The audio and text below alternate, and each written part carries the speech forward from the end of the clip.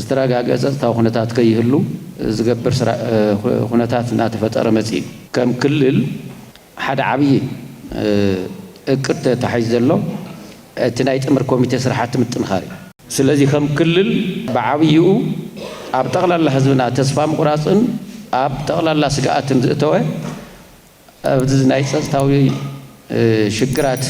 ዝምልከት እዩ እቶም ናይ ጸጥታዊ ሽግራት ብኸመይ መልክዕ ይግለጹ ብዝተፈላለየ መንገዲ ኣብ ትግራይ ይኹን ኣብቲ ዞባ ዝነበረ ሽግር እዩ ስለዚ